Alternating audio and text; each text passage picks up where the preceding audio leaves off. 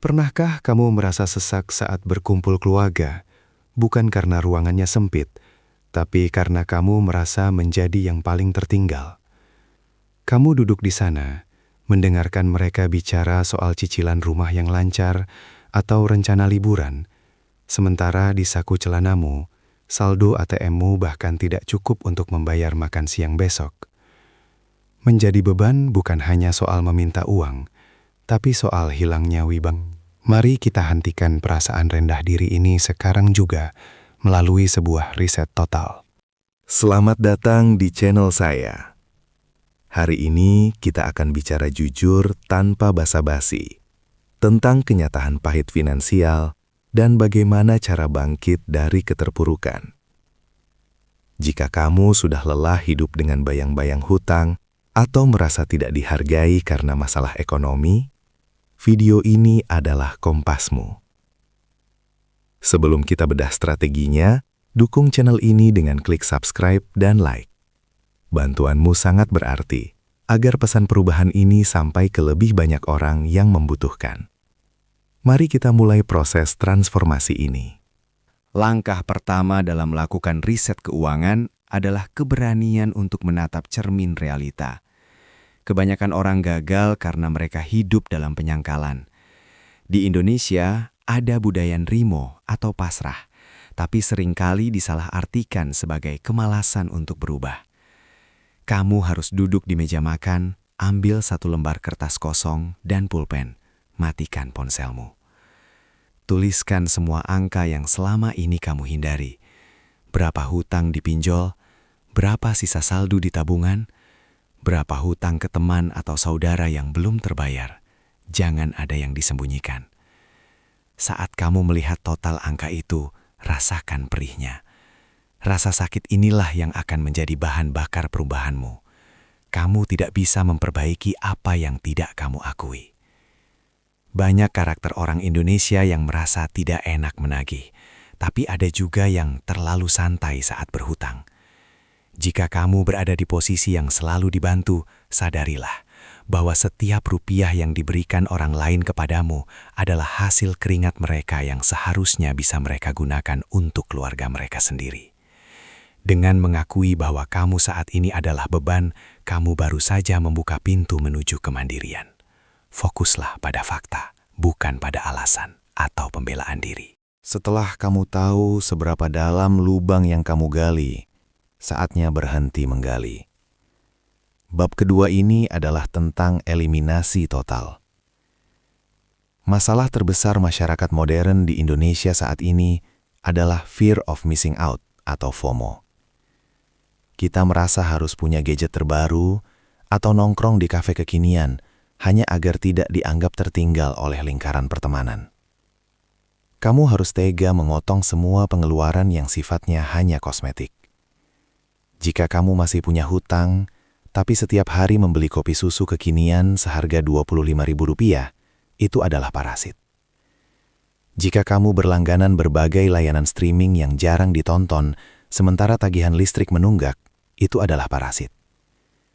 Riset keuangan menuntut gaya hidup minimalis yang ekstrim untuk sementara waktu. Ingatlah suasana pasar tradisional atau warung kecil di sekitarmu. Belajarlah untuk kembali ke dasar. Masak makananmu sendiri. Kurangi frekuensi keluar rumah untuk hal-hal yang tidak produktif. Orang-orang mungkin akan bertanya, kenapa sekarang jarang ikut kumpul? Jangan malu untuk menjawab bahwa kamu sedang melakukan pembenahan diri. Orang yang benar-benar peduli padamu akan mendukung, sementara mereka yang hanya ingin teman hura-hura akan menjauh. Biarkan mereka pergi. Kamu sedang membangun masa depan, bukan mencari pengakuan sementara. Kenapa orang sering kembali menjadi beban bagi orang lain? Jawabannya adalah karena mereka tidak punya benteng pertahanan saat badai datang. Di Indonesia, biaya tak terduga seperti ban motor bocor, kondangan mendadak, atau anggota keluarga sakit seringkali menjadi alasan orang kembali berhutang. Inilah pentingnya dana darurat. Dalam fase riset ini, target utamamu bukanlah investasi saham atau kripto, melainkan mengumpulkan dana darurat pertama senilai 1 hingga 2 juta rupiah. Uang ini harus suci dan tidak boleh disentuh kecuali dalam keadaan darurat yang nyata. Memiliki uang ini di tabungan akan mengubah kondisi psikologismu secara drastis. Saat kamu memiliki cadangan dana, aura wajahmu akan berubah.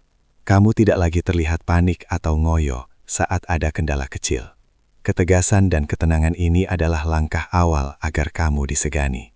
Orang akan melihatmu sebagai pribadi yang terorganisir dan memiliki persiapan. Bayangkan betapa bangganya dirimu ketika ada masalah mendadak, dan kamu bisa menyelesaikannya dengan uangmu sendiri, tanpa harus menelepon saudara untuk meminjam uang. Itulah awal dari kebebasan finansial yang sesungguhnya. Pendapatanmu adalah cerminan dari nilai yang kamu berikan kepada pasar. Jika kamu merasa gaji atau penghasilanmu saat ini kecil, itu adalah tanda bahwa kamu harus meningkatkan kapasitas dirimu. Di era digital ini, akses untuk belajar sangat luas. Alih-alih menghabiskan waktu berjam-jam melakukan scrolling media sosial yang tidak berguna, gunakan kuotamu untuk mempelajari keahlian baru. Banyak orang Indonesia terjebak dalam rutinitas kerja yang monoton, namun mengharapkan hasil yang berbeda. Kamu harus berani keluar dari zona nyaman. Belajarlah tentang pemasaran digital, desain, manajemen keuangan, atau keahlian teknis lainnya yang dibutuhkan saat ini. Investasi terbaik saat sedang resesi keuangan bukanlah pada barang mewah, melainkan pada otakmu sendiri. Saat kamu mulai menguasai keahlian baru, peluang akan mulai berdatangan. Mungkin awalnya hanya pekerjaan sampingan kecil, tapi seiring berjalannya waktu, ini akan menjadi aliran pendapatan baru. Jangan langsung gunakan kenaikan pendapatan ini untuk membeli barang-barang konsumtif. Tetaplah hidup dengan standar saat kamu sedang sulit, dan gunakan kelebihannya untuk mempercepat pelunasan hutang dan memperbesar tabungan. Kemandirian finansial dibangun di atas tumpukan keahlian, bukan tumpukan barang cicilan. Bab terakhir adalah tentang perubahan identitas. Kamu harus membuang jauh-jauh mentalitas peminta. Selama kamu masih berpikir siapa yang bisa membantumu hari ini, kamu akan tetap menjadi beban. Riset keuangan yang sejati adalah ketika kamu mengubah fokus hidupmu menjadi apa yang bisa saya berikan hari ini. Mulailah dengan hal kecil. Berikan bantuan tenaga, ide, atau waktu kepada orang di sekitarmu tanpa mengharap imbalan. Saat kondisi keuanganmu mulai stabil berkat langkah-langkah di bab sebelumnya, mulailah menyisihkan sedikit untuk berbagi. Tidak perlu menunggu kaya raya untuk menjadi pemberi. Kedermawanan dalam kondisi terbatas adalah bukti nyata bahwa kamu sudah memegang kendali atas uangmu, bukan uang yang mengendalikanmu. Inilah saat di mana kamu akan benar-benar disegani. Orang akan melihat transformasi luar biasa, dari seseorang yang dulu sering mengeluh dan meminjam, menjadi sosok yang mandiri, solutif, dan ringan tangan. Rasa hormat tidak bisa dibeli. Rasa hormat didapatkan melalui konsistensi dan integritas. Kamu akan menemukan bahwa kebebasan finansial sejati adalah ketika kamu memiliki cukup untuk dirimu sendiri dan masih memiliki sisa untuk menjadi berkat bagi orang lain di lingkunganmu. Melakukan riset keuangan memang tidak mudah. Ini adalah perjalanan yang menuntut disiplin tinggi dan kesabaran ekstra. Akan ada hari di mana kamu merasa lelah dan ingin kembali ke kebiasaan lama. Namun, ingatlah kembali rasa malu dan rasa kecil hati yang kamu rasakan saat menjadi beban bagi orang lain. Biarlah rasa itu menjadi pengingat agar kamu tidak pernah kembali ke sana. Pesan moral dari semua ini adalah, kemandirianmu adalah bentuk penghormatan tertinggi bagi dirimu sendiri dan orang-orang yang kamu cintai. Jangan biarkan gengsi menghancurkan masa depanmu. Berubahlah sekarang, atau kamu akan tetap terjebak dalam siklus yang sama selamanya. Terima kasih telah menyimak video ini hingga akhir. Semoga langkah kecil yang kamu ambil hari ini membuahkan kebebasan di masa depan. Jangan lupa untuk share video ini jika menurutmu bermanfaat. Saya pamit undur diri dan sampai jumpa di video berikutnya. Tetap semangat dan jadilah pribadi yang mandiri.